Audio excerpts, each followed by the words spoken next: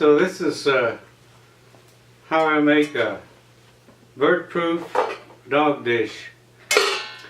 And I'm using this metal plate that I bought at Goodwill for about 50 cents, and this dog dish that I already had.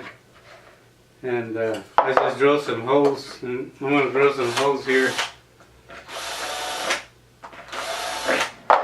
And it's like an eighth of an inch or less drill. So I just drilled some holes there, and they're about 1.5 inches apart. And make sure they're in the same space here. So mark it. That's why I had it marked. And then it's about half an inch from the top or so. And here you can just, as long as you catch inside the edge there, it'll hold. And I'm using this baling wire, so I'm just cutting about a couple inches off of here. You can use cutting pliers or wire cutters, or it's about a 2-inch or so piece of wire, and I'm going to run it through here. And I just want to get it started so I can get the other one in there, so I'll come on and bend it. So this will save you a lot of money on dog food or cat food. And here, this wire, you can twist it or just leave it like that, and it'll work.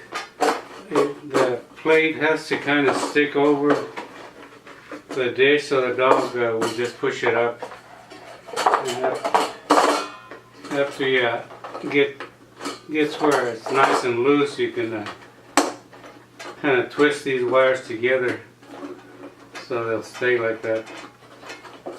You just kind of make sure it's got enough play, not too much, where the birds can't stick their beaks in there, steal food.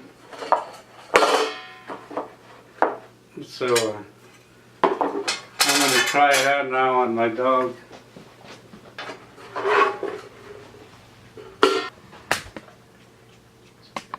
So this is Cherry, the demonstration dog. Cherry, come out for air so you can see how it works.